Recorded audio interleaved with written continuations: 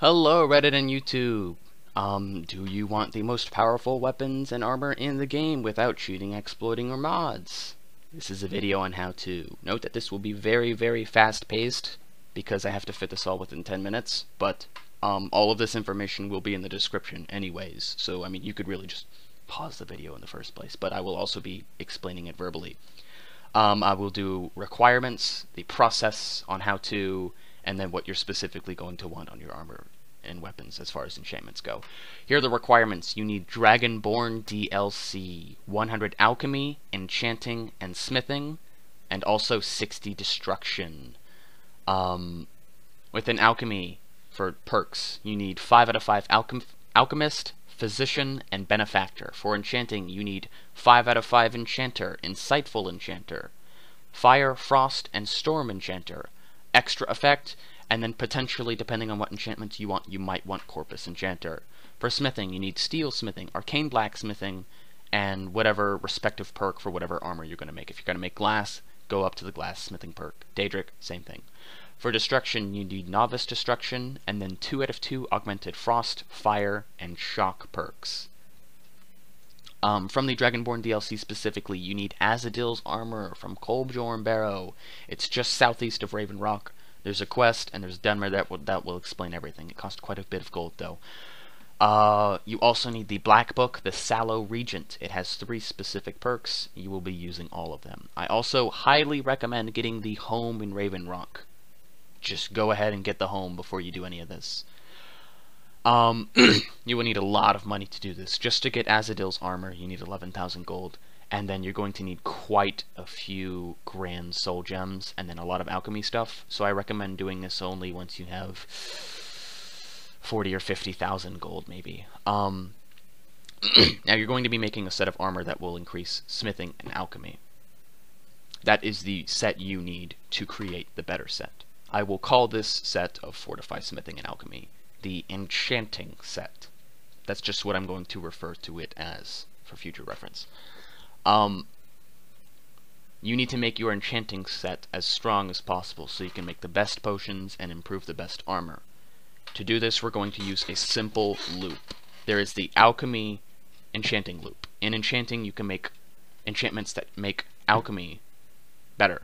And then with an alchemy, you can make potions that make enchanting better. So enchanting makes alchemy better, alchemy makes enchanting better, so on and so forth to a certain point, and I'll tell you when that point is. That is the basic concept of what we're doing. Now, note this for future reference. Any time you are enchanting something, you need to both be wearing Azadil's armor, which will give you plus 10 enchanting if you wear the full set, and in the Black Book, there are 3 perks to choose from: Secret of Might, Secret of Sorcery, Secret of Shadows. Anytime you're enchanting, you need that Secret of Sorcery perk activated. Anytime you enchant. Any. And then also, anytime you are making a potion, you need to wear your latest enchanting set, which fortifies alchemy, and then you need the Secret of Shadows perk from the Black Book. Note that you can only have one at a time, so you're going to be going back and forth to Apocrypha to get these perks. Basically, the process is you're just going to do what I said. You need a helmet, gauntlets, ring, and amulet. You need many helmets, gauntlets, rings, and amulets. Cheap, strong, does not matter. I recommend cheap. You're going to put Fortify Alchemy on all of those. So you enchant those for Fortify Alchemy. You make a better Fortify Enchanting Potion. Then you make a better Fortify Alchemy armor, better potion, better armor, better potion, and then every time you enchant, you have the armor and the respective perk, and then every time you make a potion, you have the respective armor and the respective perk.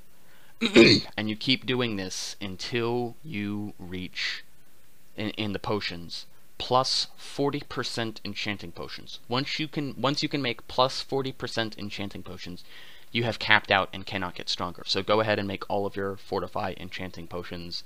You also need Fortify smithing potions, and then either two-handed, one-handed, or archery potions. You know, whichever ones you want.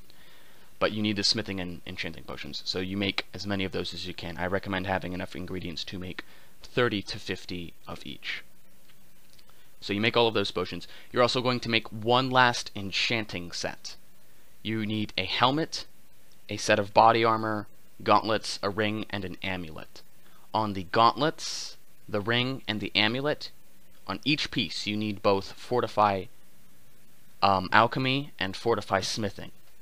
On the helmet you need fortify alchemy, and on the chestplate you need fortify smithing. These should be 35%, so plus 35% alchemy and smithing on all of these pieces. Once you have that, that is the last set for, you know, improving armor and stuff you will ever need. You can toss everything out. That is the set you will use. You use that set of armor to create potions if you want to create potions, but you also use it to enhance your weapons and stuff.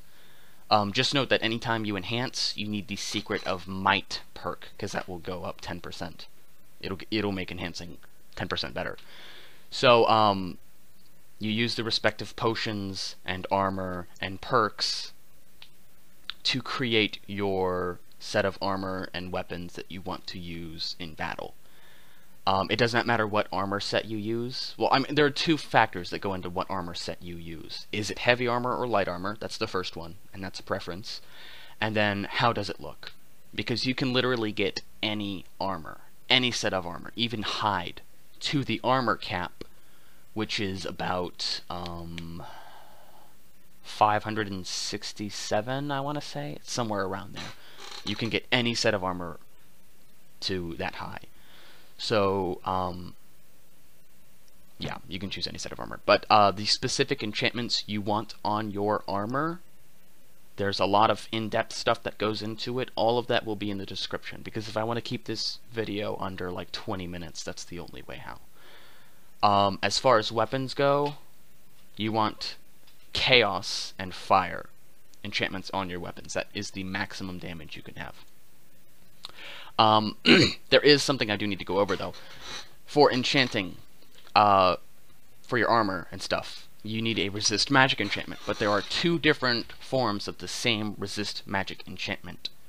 The stronger of the two, you need to get the Shield of Solitude from the Wolf Skull Cave and Wolf Queen quests in Solitude. If you go to the Blue Palace, you'll see a peasant and the Jarl talking, and then you can just talk to the Seward. That's how you start those quests. You disenchant the Shield of Solitude, and you'll get the stronger resist magic enchantment. You also need the Chaos enchantment, as I said before. You can only get that from the Dragonborn DLC in Solstheim. There is a unique weapon called the Champion's Cudgel. You do not have to disenchant that, but you can. You can just go around and find from a smithing shop or a treasure chest or something that's enchanted with chaos, and then you can just disenchant that. So, the specific enchantments you want on your armor will vary and change. That will be in the description. For the weapons and stuff, the same. And then if you follow this process and make the weapons and armor, you should be, you know, depending on what you make, at the highest possible stats you can be. Thank you for watching. You know, happy Skyrim-ing.